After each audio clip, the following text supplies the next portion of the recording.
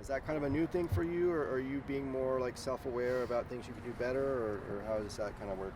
Well, it's always been a thing for me. I always feel like I can be better. I mean, obviously, statistically, I guess, you could say I had a good game last game, but I don't think, personally, because I feel like I'm my own like worst critic. So, I critique myself really hard when I watch film, and I feel like I had a good game last game, but there's a lot of things I could have did better.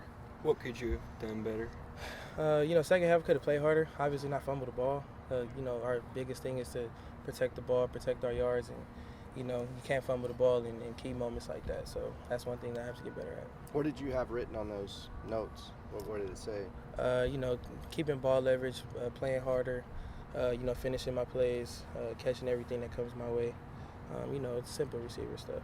Coach Mora said that you were saying that even though you made some big plays, you still didn't feel like you had a great game. So in your mind, how do you make that distinction?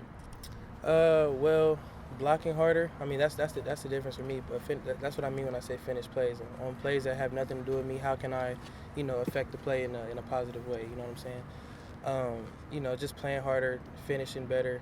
That's what I told Coach Moore after the game. He came up and he told me, good game. But I told him, nah, Coach, I have to finish better. I mean, obviously, first half was I had a good first half. But second half, I didn't match that with my first half. So I just have to play better. What does this week mean to you personally?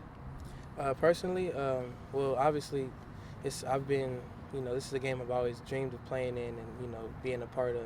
So, personally, of course, I have guys over there that I played high school with, and high school, Pop Warner, or middle school football, anything like that.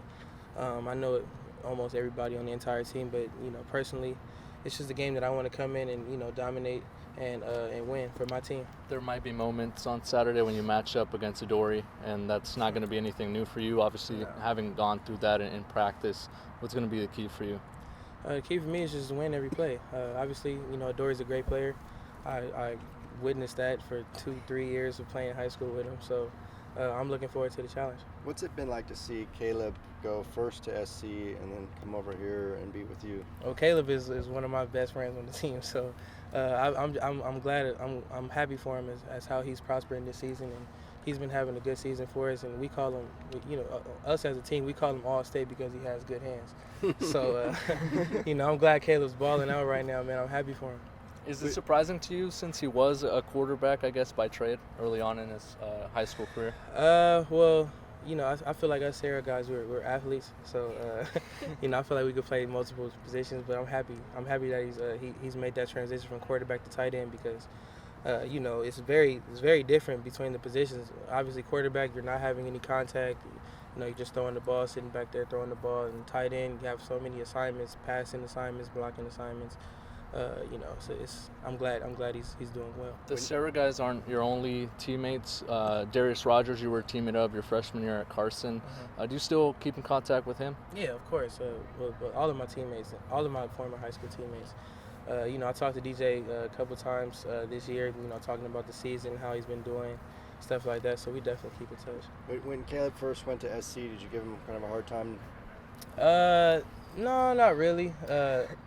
No, I didn't really give him a hard time. I mean, of course his dad was there, so that's comforting for him. I just want for all my high school teams, I just want them to go to the most comfortable situation. You're used to Sarah guys going to USC. Obviously. Yeah. So, I mean, what brought you here? How are you on this side? Well, when I was coming out of high school, I just felt like UCLA had more of the. They just had more of the roar in LA, and they had just beat USC 2 times in a row. And I just wanted to be a part of something that was on the rise. When a Sarah guy picks UCLA, does Coach Altenberg bake you a cake or something? Nah. Well, he's obviously happy because he went here, but baking cakes or anything like that, he's not. He's definitely not that kind of guy. Do you feel kind of like a need or maybe a small desire to maybe turn the pipeline away from USC from Sarah to UCLA? Well, I try with the guys that's coming out of Sarah now. I try not to try to steer them any way because I would want them to make the proper choice for them because that's what I wanted coming out of high school. So unless I really want them to come here, like I try to let them make their own decisions. You said you said at that time UCLA had the roar of LA. Do you still feel like UCLA does after you guys lost last year? We lost last year, but last year was last year, and this year is this year. That was 2015. We're in the 2016 season, so we're worried about winning this year, and that's our mindset going in. Do you remember did you watch the 2006 game when it was somewhat similar circumstances? UCLA had backup Patrick Cowan and won that game at the Rose Bowl. I actually haven't seen that game, but since you said that, I'm probably gonna go try to watch it. I think he was here today. Patrick Cowan was here today. Oh, okay. I wasn't even paying attention. Sorry. Yeah. Thank you. Thank you. Thanks, Jordan. Thank you. You're welcome.